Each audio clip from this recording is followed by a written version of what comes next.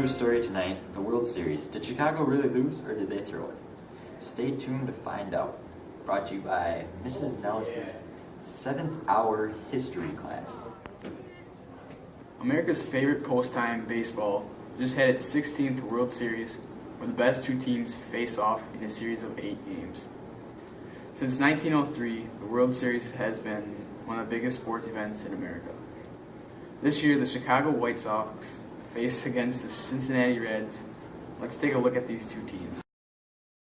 The White Sox was formed in 1900, originally called the White Stockings, which was later changed to the iconic White Sox in 1902. They won their World Series in 1906.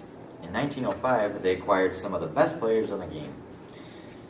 Outfielder shoeless Joe Jackson, second baseman Eddie Collins, and center fielder Happy Felsch.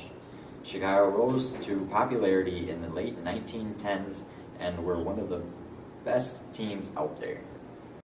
The Cincinnati Reds became a team in 1881 and joined the league in 1890.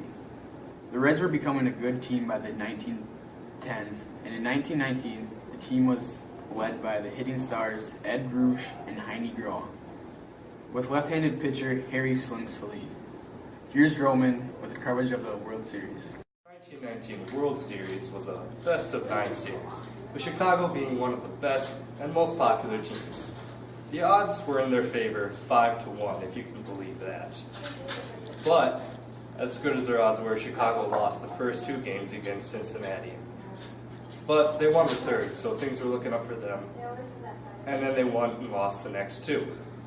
So things were looking really bad for Chicago, because Cincinnati needed 1 more win, while Chicago needed to pull out another 4. And Chicago did manage to get 2 before Cincinnati won the 8th, and they won the World Series 8-3. Chicago losing like no one had guessed.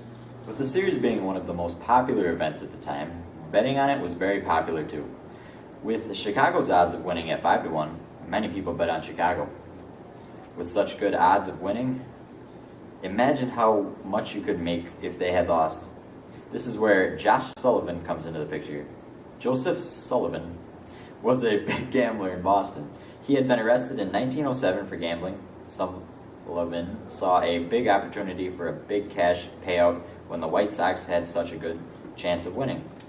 He approached Boston White Sox first baseman Charles Arnold "Chick" Scandal in September with the idea that they fix the World Series. Scandal saw the opportunity for money and recruited some team members to help make this happen. $80,000 given for fixing the World Series, and money was supplied by organized crime boss Arnold Rothstein. $40,000 was supplied right away for the players, and Sullivan took $30,000 for himself.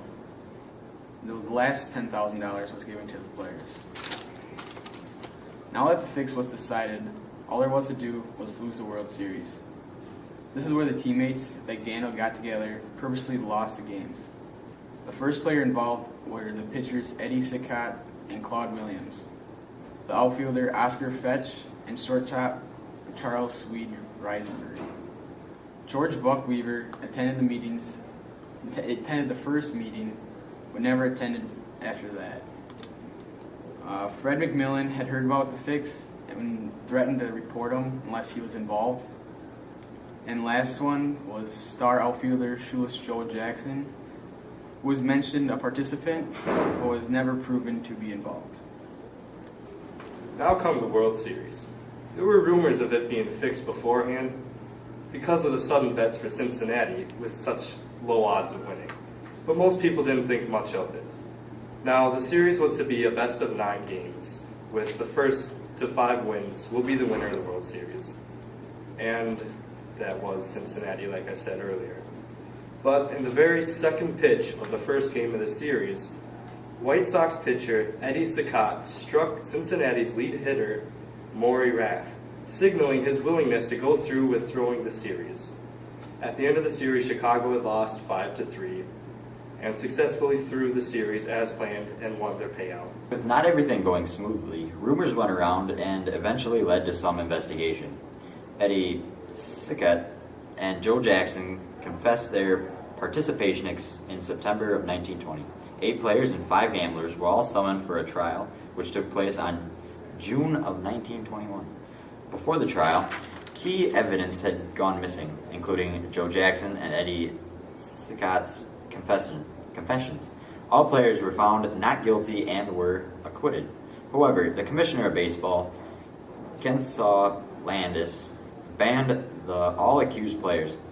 Eddie Sickott, Oscar Felsch, Arnold Gandil, Joe Jackson, Fred McMullen, Charles Reisberg, George Weaver, and Claude Williams from playing baseball. This infamous World Series scam, known as the Blacksox Scandal, is the biggest scam to happen in Major League Baseball. The mystery of some players like shoeless Joe Jackson's involvement is still unknown today. Was he innocent or was he guilty? We may never know. Stay tuned to see your upcoming weather forecast. It's going to be a cold one.